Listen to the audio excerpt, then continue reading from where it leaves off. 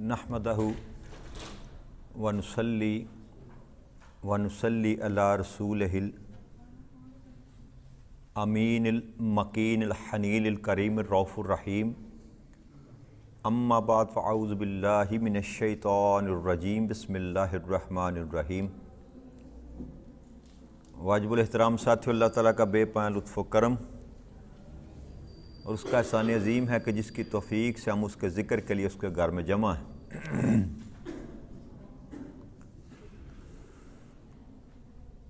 کل اللہ کی توفیق سے ہم نے سورہ البقرہ کی آیت نمبر 171، 72 اور 73 تک اپنا مضمون جو تھا اس کو مکمل کیا تھا، اور آیت نمبر 173 میں اللہ کریم نے جو حرمت کا بیان کیا تھا اس پر ہم گفتگو کر رہے تھے۔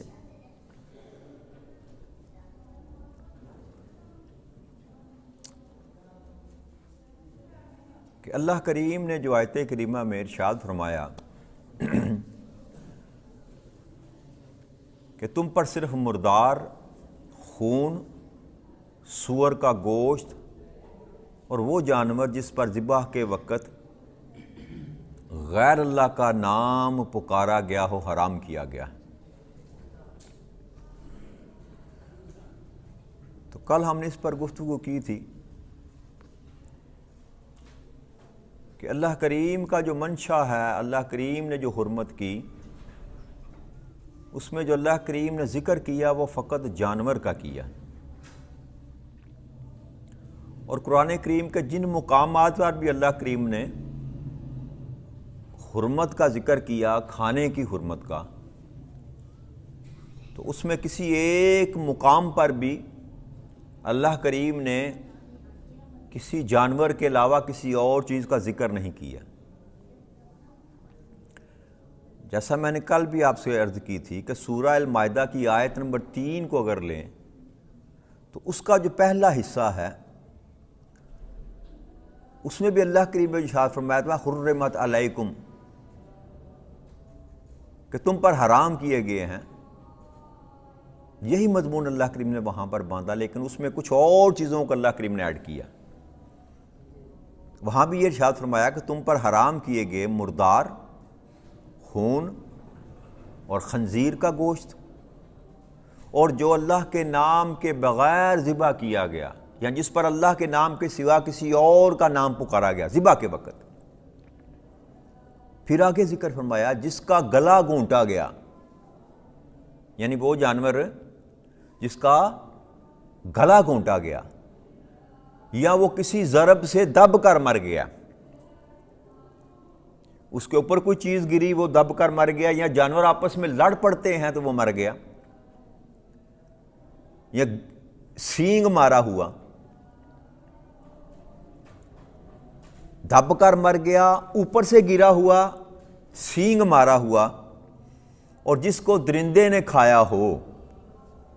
اب یہ سارے کے سارے مضمون میں میرے بھائیو دوستو کہیں بھی کسی اور صنف کا اللہ کریم نے ذکر ہی نہیں کیا، سارے کا سارا مضمون اللہ کریم نے جانور کا بیان کیا، ساری بات جانوروں کی جا رہی ہے کہ جو ضرب سے دب کر مرا، یا جس کو سینگ لگا، یا اوپر سے گر کر مرا، یا جس کو کسی درندے نے کھا لیا۔ مثلا حلال جو کھانے والی چیزیں ہیں، مینڈا ہے، بکری ہے، ہرن ہے، اس طرح کی اور جنگلی جانوروں میں بھی حلال ہے نا جو آپ کھاتے ہیں، جنگلی بھینسا ہے، تو اگر ہونہار درندے نے اس کو کھا لیا اور اس حالت میں وہ مر گیا تو اس کا گوشت آپ نہیں کھا سکتے۔ پھر ساتھ ہی یہ فرمایا البتہ ہاں ان میں سے جس کو تم نے اللہ کے نام پر ذبح کیا تو وہ حلال ہے، یعنی کہ وہ میتہ میں نہ شامل ہوا، چاہے وہ اوپر سے گرا، چاہے اس کو ضرب لگی، چاہے وہ دب گیا، چاہے کسی درندے نے کھا لیا، لیکن اس کی سانس چل رہی تھی اور آپ نے اس کو اللہ کا نام لے کر ذبح کر دیا تو وہ ہر حالت میں آپ پر حلال ہو جائے گا۔ لیکن اگر ان شرائط کے تحت وہ مرا ہوا پایا گیا، دب کر مرا، سینگ لگا مرا، ٹھیک ہے نا جی، جتنے بھی اللہ کریم نے شرائط لگائیں، تو اگر وہ مر گیا اسی حالت میں بغیر ذبح کیے مر گیا تو پھر وہ میتہ کے حکم میں آئے گا، پھر وہ مردار کے حکم میں آئے گا۔ تو یہ سارے کا سارا مضمون جو اللہ کریم نے باندھا، یہ فقط بات ہی جانوروں کی جا رہی ہے۔ اس لیے اس بات کو کسی اور کی جانب جو ہے نا لے کر جانا، یہ صریحاً ناانصافی ہے۔ بلکہ اگر میں کہوں ظلم ہے تو یہ بھی چھوٹا لفظ ہوگا۔ میں نے آپ سے پہلے بھی عرض کی تھی نا کہ اللہ کے معاملے میں، اللہ کے کلام کے معاملے میں انسان کو ڈنڈی نہیں مارنی چاہیے۔ بھائی عقیدہ جو ہے نا انسان کا وہ بعد میں آتا ہے۔ جہاں اللہ کی بات ہے، اللہ کے رسول کی بات ہے، وہاں آپ کا عقیدہ مقدم نہیں ہو سکتا، وہاں اللہ اور اللہ کے رسول کی بات مقدم ہوگی۔ اللہ کے حکم سے ہی آپ کا عقیدہ بنے گا، اللہ کے رسول کے حکم سے آپ اپنے عقیدے کو جو ہے نا بنائیں گے۔ کسی اور کے حکم سے، کسی اور شریعت سے آپ اپنے عقیدے کو نہیں بنا سکتے۔ تو عقیدہ آپ جس طرح کا بھی بنائیں گے، فوقیت، اہمیت اللہ کے حکم کو اس میں ہوگی، اور پھر رسول اکرم صلی اللہ علیہ وسلم کے حکم کو ہوگی۔ اور یہ بھی ظلم کرتے ہیں بعض لوگ، یہ بھی کہتے ہیں کہ دکھاؤ کہاں لکھا ہوا جی، کہ کوئی بھی آپ عمل کریں تو کہیں دکھاؤ کہاں لکھا ہوا ہے جائز ہے۔ تو میں نے عرض یہ کی تھی کہ قرآن کا یہ ضابطہ ہی نہیں ہے، قرآن و سنت اور حدیث کا اللہ کریم نے یہ ضابطہ ہی نہیں رکھا کہ حلال چیز کا جو ہے ذکر کیا جائے۔ قرآن و سنت و حدیث کا ضابطہ جو اللہ کریم نے رکھا وہ یہ ہے کہ حرام چیزوں کو گنوا دیا، یہ حرام ہے، یہ حرام ہے، یہ حرام ہے، یہ حرام ہے، اس کے علاوہ باقی ساری کی ساری حلال ہیں۔ اب حلال کا جو آپ سے حوالہ مانگتا ہے وہ بیوقوف اور احمق کا یاد رکھیے گا، بیوقوف اور محض آپ کا عقیدہ خراب کر رہا ہے کہ کہاں لکھا ہے کہ یہ حلال ہے، کہاں لکھا ہے کہ یہ جائز ہے۔ تو حلال اور جائز کرنے کے لیے میرے بھائیوں قرآن و سنت میں تلاش کرنے کی ضرورت نہیں پیش آتی۔ اگر اس طرح کریں گے تو آپ کی تو زندگی گزارنی مشکل ہو جائے گی، آپ تو چل ہی نہیں سکتے۔ اگر ہر بندہ یہی سوال کرے کہ یہ جو تم کر رہے ہو کہاں لکھا ہوا ہے، تو کہاں سے ڈھونڈ کر لائیں گے آپ؟ اب ہم کافی پیتے ہیں تو کافی کا حکم اگر قرآن و حدیث میں سے نکالنا چاہیں تو کہاں سے نکالیں گے؟ سارا ذخیرہ حدیث آپ ڈھونڈ لیں، سارا قرآن کریم آپ 100 دفعہ ڈھونڈ لیں، آپ کو کافی کا ذکر نہیں کہیں پہ ملے گا۔ تو کافی کیسے جائز ہو گئی؟ اگر کافی پینے والے بندے سے میں کہوں کہ یہ جو تم پی رہے ہو یہ جائز نہیں ہے، کہاں لکھا ہوا ہے یہ جائز ہے، تو کیا وہ مجھے کوئی حوالہ نکال کے دے سکتا ہے؟ قیامت تک کی نہیں نکال کے دے سکتا۔ ہم لسی پیتے ہیں، لسی کا کوئی ذکر دکھا دے مجھے، قرآن کریم میں دکھا دے، حدیث کی کتابوں میں دکھا دے، نہیں ملے گا آپ کو۔ یہ لباس جو میں پہن رہا ہوں یا آپ پہنتے ہیں، پینٹ شرٹ، پینٹ کوٹ، 2 پیس 3 پیس، سلوار قمیض، یہ علاقائی لباس ہے نا جی۔ آقا کریم صلی اللہ علیہ وسلم نے تو یہ لباس نہیں پہنا، تو اب مجھے سے اس کی سند مانگی جائے اگر تو نے پینٹ شرٹ پہنی ہے تو یہ کہاں کیسے جائز ہے، تو میں کہاں سے حوالہ نکال کر دوں گا کہ پینٹ شرٹ یہاں پر جائز ہے یہاں پر نہیں جائز؟ تو اس طرح تو ہم پھنستے چلے جائیں گے، اور پھنستے چلے جا رہے ہیں، اور خام خواہ لوگوں کو خراب کیا ان لوگوں نے۔ اور میں نے عرض کی تھی کہ 12 صدیاں، 12 صدیاں تک یہ معاملہ نہیں تھا کسی کتاب و سنت کے، یہ بس بعد میں ایک رخنہ داخل ہوا ہمارے درمیان ملت میں، اور ہر چیز کو حرام کرنا شروع کر دیا۔ اور 650 ساڑھے 600 سال تے ترک سلطنت رہی ہے، عثمانیہ سلطنت، جو 1924 میں ختم ہوئی جی۔ 1924 سے پہلے سلطنت عثمانیہ تھی، مکہ بھی ان کے زیر انتظام تھا اور مدینہ منورہ بھی ان کے زیر انتظام تھا۔ اور کتب سیر پڑھ کر دیکھ لیں، تاریخی کتابیں پڑھ کر دیکھ لیں، وہاں پر جشن عید میلاد النبی صلی اللہ علیہ وسلم منایا جاتا تھا، حرم کعبہ میں بھی اور حرم مدینہ منورہ میں بھی باقاعدہ جلوس نکالے جاتے تھے، کتابوں میں لکھا ہوا۔ آقا کریم جس گھر میں پیدا ہوئے مولد مبارک سے لے کر مشعل بردار جلوس خانہ کعبہ میں آتے تھے اور وہاں پر درود و سلام پڑھا جاتا تھا. یہ 1924 تک یہ سارا نظام چلتا رہا. ہمارا مسئلہ یہ ہے کہ ہم پڑھتے نہیں. ایک مخصوص طبقہ، ایک مخصوص گروہ جب اس نے قبضہ کیا تو اس نے ایک اپنا دین جو ہے وہ پیش کر دیا، وہی چل رہا ہے آج کل. اب جس کی حکمرانی ہوگی، جو حاکم ہوگا، قانون اس کا چلے گا نا جی. تو اب ان کا قانون چل رہا ہے، لیکن اس کا مطلب یہ نہیں کہ جو پیچھے 13 صدیاں جو کچھ ہوتا رہا وہ سارے کا سارا ناجائز تھا، اور اس 1.5 صدی میں جو کچھ ہوا وہ حلال ہو گیا، باقی سارا حرام تھا. تو یہ تو نہ قرآن کا ضابطہ ہے نہ حدیث کا ضابطہ ہے. اللہ اور اللہ کے رسول نے جن چیزوں کو حرام کرنا تھا وہ بتا دیا کہ یہ حرام ہے. اس کے بعد اللہ نے کسی کو اجازت ہی نہیں دی اس بات کی کہ جس کو اللہ نے حلال کیا ہے اس کو کوئی حرام کر سکے. بھائی ایک چیز مجھے پسند نہیں وہ ایک علیحدہ بات ہے. یہ کہیں مذہب میں نہیں لکھا کہ تمہیں پسند نہیں ہے تب بھی تم کھاؤ. جی مجھے نہیں پسند، میں نہیں کھاتا، لیکن میں اس کو حرام نہیں کہہ سکتا. میرے پاس یہ طاقت ہی نہیں ہے، میرے پاس یہ قوت ہی نہیں ہے، میرے پاس یہ اختیار ہی نہیں ہے. اللہ کریم نے، یا اللہ کریم کسی چیز کو حرام کر سکتے تھے، یا آقا کریم صلی اللہ علیہ وسلم کسی کو حرام یا حلال کر سکتے تھے. آقا محلل بھی ہے، محرم بھی ہے، یاد رکھیے گا. جو اللہ کریم کے پاس اختیار تھا نا حرام اور حلال کرنے کا، وہی اختیار اللہ کریم نے اپنے محبوب کو دیا. اللہ چاہے تو کسی حرام کو حلال کر دے، اور اللہ چاہے تو کسی حلال کو حرام کر دے. اور اسی طرح مصطفیٰ کریم صلی اللہ علیہ وسلم کسی چیز کو چاہے تو حلال کر دیں، کسی کو چاہے تو حرام کر دیں.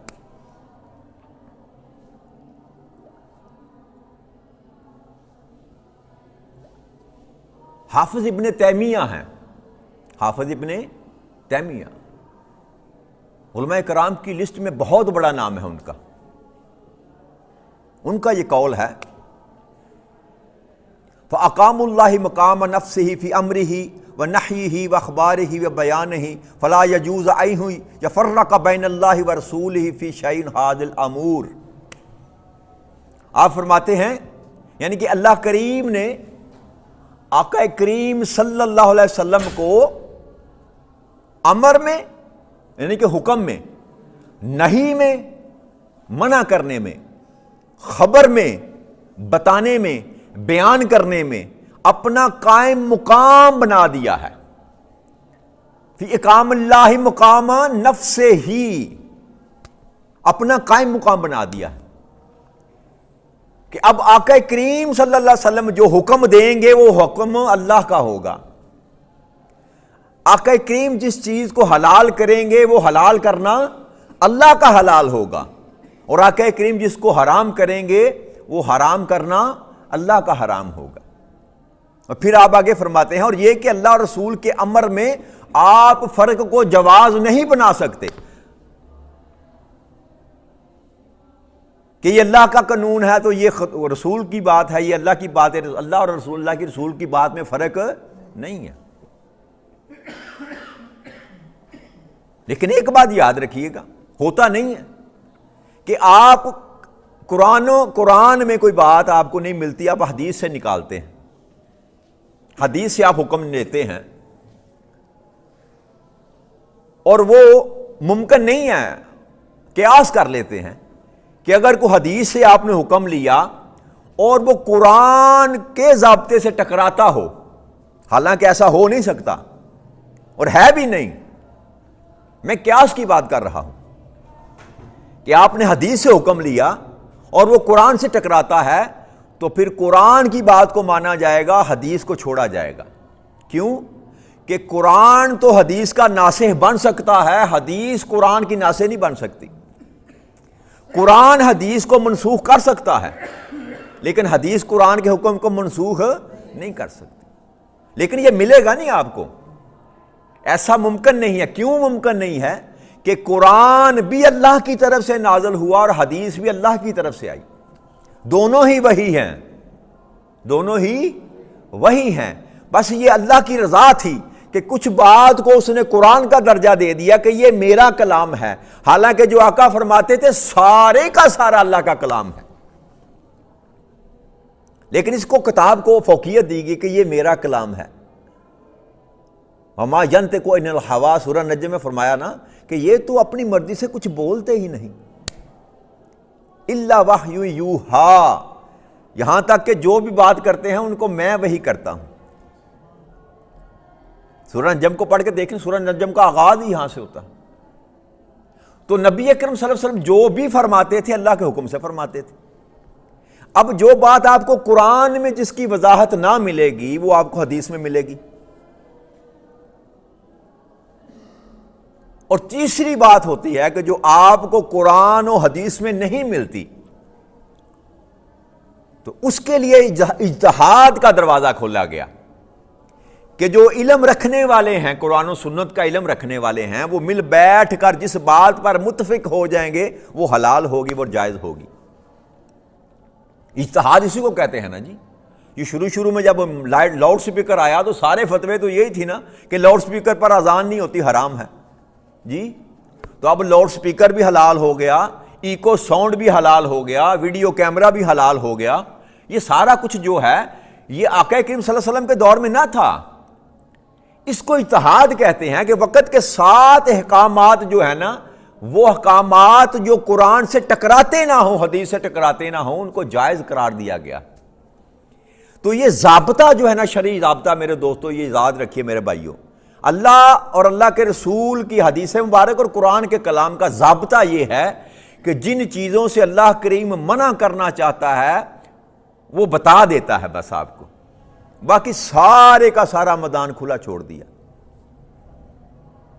ہر چیز اپنی اصل میں جائز ہے، مباح ہے، حلال ہے، ہر عمل آپ کا جائز ہے بشرطے کہ وہ حدیث مبارک کے کسی حکم سے یا قرآن کے حکم سے ٹکراتا نہ ہو، وہ اخلاقی ہو،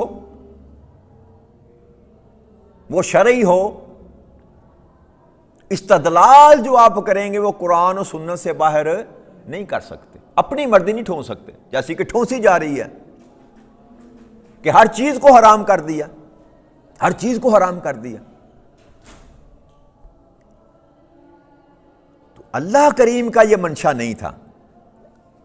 اب دیکھیں نا، اللہ کریم نے فرمایا کہ مردار تم پر حرام ہے، مردار تم پر حرام ہے۔ تو اب آقا کریم صلی اللہ علیہ وسلم کی دیکھیں کہ وہ شارع کیسے ہیں، کہ وہ شریعت میں حکم کرنے کا اللہ کریم نے ان کو طاقت، امر دے رکھا۔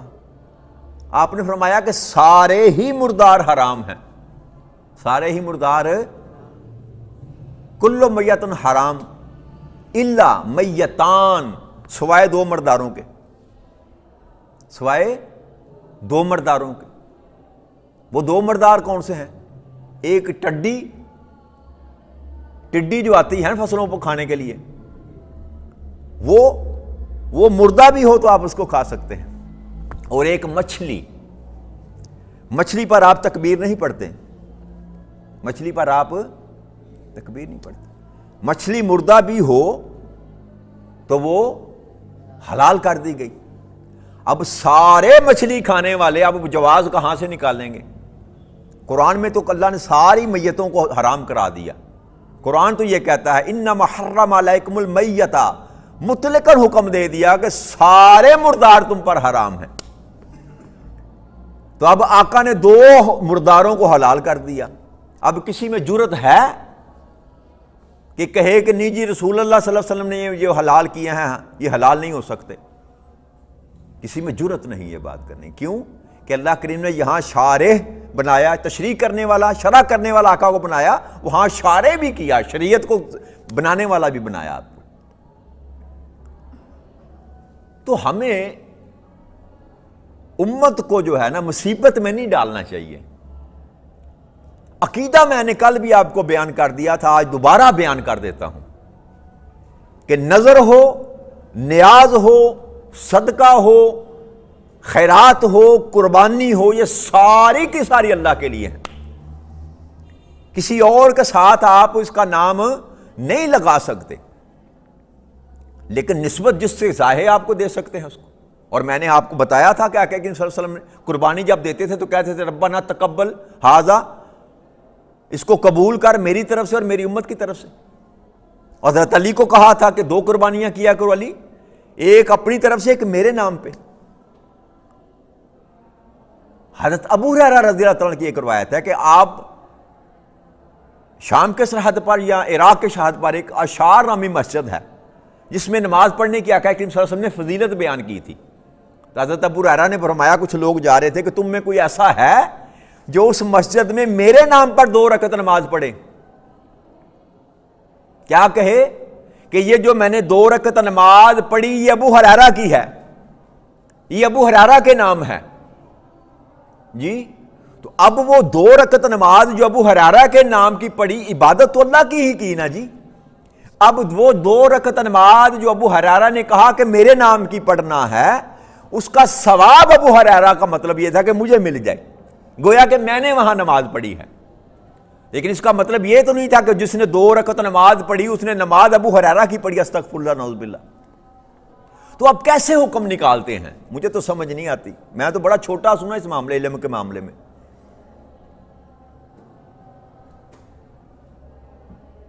کیسے حکم نکال لیتے ہیں لوگ یہ.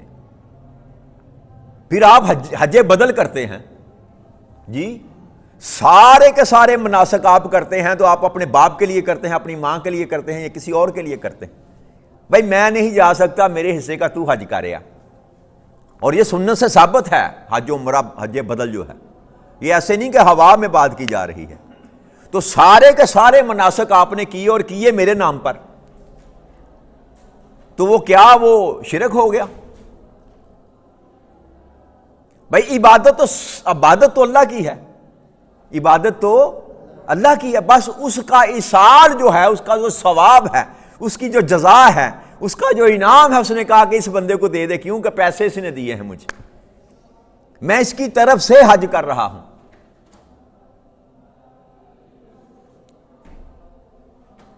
تو یہ سارے کا سارا سنت اور حدیث سے ثابت ہے یہ بات کہ آپ کسی کے نام کا حج کر سکتے ہیں، کسی کے نام کا عمرہ کر سکتے ہیں. اور میں نے کل کنویں کی بات بھی بتائی تھی آپ کو کہ کنواں کھدوا کر ان کی ماں کا نام دے دیا گیا. تو اگر آقا کی زندگی میں کنواں کھدوایا گیا اور نبی اکرم صلی اللہ علیہ وسلم نے خود اس کا نام رکھا کہ ام سعد کا یہ کنواں ہے، تو اس کا پانی تو حلال رہا نا جی. تو اب میں اگر دیگ پکاتا ہوں اپنی ماں کے نام پر کہ یہ میری ماں کے نام پر ہے یہ، تو اس کے چاول حرام کیسے ہو گئے؟ مجھے بھی تو کچھ سمجھا دینا. جب آقا کریم صلی اللہ علیہ وسلم خود کنواں کھدوا رہے ہیں اور اس کو نام دے رہے ہیں کہ ام سعد کا کنواں، سعد کی ماں کا کنواں، اور ساری امت اس سے پانی پی رہی ہے، وہ پانی حرام نہیں ہوا. تو میرے گھر میں جو دیگ پک کر آئی جس پر میں نے کہا کہ یہ میری ماں کے لیے ہے، میری ماں کے اصالِ ثواب کے لیے ہے، میری ماں کے نام پر دیگ پکی میں لوگوں کو کھلا رہا ہوں، تو وہ چاول کیسے حرام ہو گئے؟ مجھے تو سمجھ نہیں آ رہی. اگر یہی قانون آپ نافذ کریں گے تو پھر اس بر کا پانی بھی پینا حرام ہے، پھر حج بدل بھی حرام کرنا پڑے گا، عمرہ جو بدل میں کرتے ہیں وہ بھی حرام کرنا پڑے گا. کیسے آپ اطلاقات کر لیتے ہیں؟ یہ ظلم نہ امت کے ساتھ کریں. آپ کا اپنا عقیدہ، جس کا بھی جو عقیدہ ہے نا اپنے پاس رکھیں. آج میں سن رہا تھا ایک مفتی صاحب کو، تو وہ کہہ رہے تھے، کسی نے سوال کیا کہ رفع یدین نہ کرے تو نماز ہو جاتی ہے؟ اس نے کہا نماز ہی نہیں ہوتی. بھئی تو آپ کا عقیدہ ہے نا نہیں ہوتی. آپ سے بڑھ کر 10 گنا زیادہ بلکہ 20 گنا زیادہ وہ لوگ ہیں جو رفع یدین نہیں کرتے. چند ممالک کے سوا باقی تمام ممالک میں رفع یدین نہیں کیا جاتا. رفع یدین کرنے والے کی پرسنٹیج نکالیں تو شاید 5% بھی نہ نکلے. 95% امت جو ہے وہ رفع یدین نہیں کرتی. تو 95% مسلمانوں کی نماز نہیں ہوئی، 5% کی ہوگی؟ یہ ظلم نہ کریں. ہمارا تو مشرب یہ ہے، کوئی رفع یدین کرتا ہے تب بھی ہو جاتی ہے، کوئی رفع یدین نہیں کرتا تب بھی ہو جاتی ہے. کوئی ہاتھ چھاتی پر باندھے، ناف پر باندھے، ہاتھ چھوڑ کر پڑے، اس کی نماز ہو جاتی ہے. اگر آپ کہتے ہیں رفع یدین کرنے سے نماز نہیں ہوتی تو حکم نکال کر دیں کہیں سے، قیامت تک نہیں آپ نکال سکتے کہ آقا نے حکم دیا ہو رفع یدین کیا کرو، قیامت تک، قیامت تک آپ حکم نکال کر نہیں دے سکتے کسی کو کہ آقا نے فرمایا ہو کہ رفع یدین کیا کرو تمہاری نماز تب ہوگی، نہیں دے سکتے آپ حکم نکال کر۔ لیکن یہ ہماری ضد ہے، ہماری انا ہے، ہم نے ٹکڑے کر کے رکھنا ہے قوم کو، ہم نے فرقوں میں بانٹ کر رکھنا ہے قوم کو، ہم نے اپنی دکانداریاں چلانیاں ہیں، ہم نے اپنا سودا بیچنا ہے۔ خدا کا خوف کریں یار، یہ روش اسلام کی جو ہے نا، نہ آقا نے تلقین کی نہ اللہ نے تلقین کی، فرقوں میں بانٹنے، کچھ خدا کا خوف کریں۔ اور آگے اللہ کریم نے ارشاد فرمایا فَمَنِ اسْتُرَّ غَيْرَ بَاغٍ وَلَا عَادٍ فَلَا إِثْمَ عَلَيْهِ إِنَّ اللَّهَ غَفُورٌ رَحِيمٌ۔ اب یہ حرام کرنے کے بعد اللہ کریم فرما رہا ہے کیا کہ جو شخص سخت مجبور ہو جائے تو وہ نافرمانی کرنے والا نہ ہو، مقصد نافرمانی نہ ہو اور نہ حد سے بڑھنے والا ہو، تو اس پر کوئی گناہ نہیں، اس پر وہ مردار بھی کھا سکتا ہے، وہ خون بھی پی سکتا ہے، وہ سور کا گوشت بھی کھا سکتا ہے، وہ ماں ذبح کیا ہوا بھی کھا سکتا ہے جو لات کے نام پر، منات کے نام پر، عزا کے نام پر، کالی دیوی کے نام پر، شیراں والی کے نام پر، کسی کے نام پر بھی ذبح کیا گیا ہو، جو بندہ اضطراری حالت میں ہو کہ اس کے بغیر وہ مرنے والا ہو تو اس کے لیے وہ بھی حلال ہو جاتا ہے۔ کیسے حلال ہو جاتا ہے؟ اس کے پس منظر میں جو بات میں آپ سے کر رہا ہوں وہ یہی ہے کہ اصل میں کوئی چیز حرام نہیں ہوتی، حرام اللہ کا حکم ہے، بس بھئی یہ تو نے نہیں کھانا، جب اللہ نے کہہ دیا، اللہ کے رسول نے کہہ دیا، تو اب جو اللہ اور اللہ کے رسول کے ماننے والا ہے اس کے لیے حرام ہو گیا، باقی کسی چیز کو آپ حرام نہیں کر سکتے۔ اللہ نے کوئی قاعدہ، کوئی قانون ہی نہیں قرآن کریم میں وضع کیا کہ میرے سوا یا میرے محبوب کے سوا کوئی بندہ ہے کائنات میں جو کسی میری حلال کی ہوئی کو حرام کرے یا حرام کی ہوئی کو حلال کرے، کائنات میں پیدا ہی نہیں ہو سکتا، اللہ نے کسی کو یہ اختیار ہی نہیں دیا۔ تو اللہ کہہ رہا ہے کہ یہ تم اگر مرنے والے ہو تو تم یہ بھی کھا سکتے ہو، تم یہ بھی کھا سکتے ہو، لیکن اگر یہ تمہاری نافرمانی کرنے کا ذہن نہ ہو کہ نافرمان ہو، تم اللہ کے فرمان کو ٹھکرانے والے تم نہ ہو، فرما بردار ہو، حالت ایسی ہو گئی کسی مقام پر جا رہے ہو، کچھ نہیں مل رہا کھانے کے لیے، سفر میں ہے، تو وہاں مردہ بھی اگر پڑا ہوا ہے تو اس کا گوشت بھی آپ کھا سکتے ہیں، سور کا گوشت بھی آپ کھا سکتے ہیں۔ ان اللہ غفور الرحیم، ساتھ اللہ نے فرمایا بے شک اللہ نہایت بخشنے والا اور مہربان ہے، کہ اللہ نے جہاں پابندیاں لگائی ساتھ یہ فرمایا کہ میں مہربان بھی ہوں، تمہیں مارنا میرا مقصد نہیں ہے، تمہیں بھوک سے تمہیں مارنا میرا مقصد نہیں ہے، اس کے پیچھے جو بات ہے وہ تم نہیں جانتے کہ کیوں یہ میں نے منع کیا تم کو، اس کی حکمتوں کو صرف میں جانتا ہوں۔ تو اس لیے میرے دوستوں، میرے بھائیوں، پوری کائنات میں کسی چیز کو اگر کوئی حلال کر سکتا ہے تو وہ اللہ کر سکتا ہے یا اللہ کا رسول کر سکتا ہے، باقی جتنا بھی بڑا مرضی عالم ہو، جتنا بھی بڑا مرضی فاضل ہو، قیامت تک کے لیے اللہ نے کسی کو یہ اختیار ہی نہیں دیا کہ کسی چیز کو وہ حرام کر سکے، جس کو اللہ نے حلال کیا، جس کو اللہ نے حلال کیا۔ بس عقیدہ درست رکھیں، کسی بھی ذات کے ساتھ نسبت آپ کر سکتے ہیں ایصال ثواب کے لیے، آپ یہ نہیں کہہ سکتے کہ داتا علی حجویری میرا یہ کام کرے گا تو میں تیرے نام پر یہ دیگ دوں گا، یہ عقیدہ غلط ہے۔ یہ عقیدہ نظر مانے، نیاز مانے اللہ کے لیے، بانٹے جہاں پر مرضی آپ کا دل کرتا ہے، داتا علی حجویری کی قبر پر جا کر بانٹ دیں، کھلا دیں لوگوں کو، آپ کی محبت ہے داتا علی حجویری سے تو ادھر جا کر بانٹ دیں، لیکن آپ نظر داتا علی حجویری کے نام نہیں کر سکتے، نیاز داتا علی حجویری کے نام نہیں کر سکتے، ایون یہاں تک کہ آپ رسول اکرم صلی اللہ علیہ وسلم کے ساتھ بھی نام نہیں لگا سکتے، پھر معاملہ حرام کی طرف چلا جائے گا۔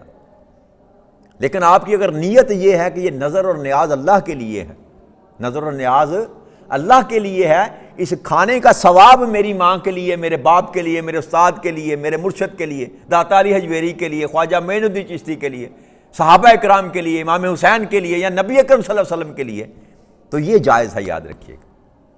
لیکن نظر و نیاز آپ اللہ کے سوا کسی کے نام پر نہیں دے سکتے۔ اللہ کریم ہمیں توفیق دے کہ اپنے دین مبین کو سمجھنے کی اللہ کریم ہمیں توفیق عطا فرمائے، اور اپنی خواہشوں کو، اپنے نفس کو جو ہے نا اللہ کے احکامات پر جو ہے نا کیا کہتے ہیں فوقیت دینے سے اللہ کریم ہمیں محفوظ فرما لے، حق بات بیان کرنے کی اور حق کو قبول کرنے کی رب کریم ہمیں توفیق عطا فرمائے۔ وما علینا الا البلاغ المبین۔ والسلام علیکم ورحمۃ اللہ وبرکاتہ۔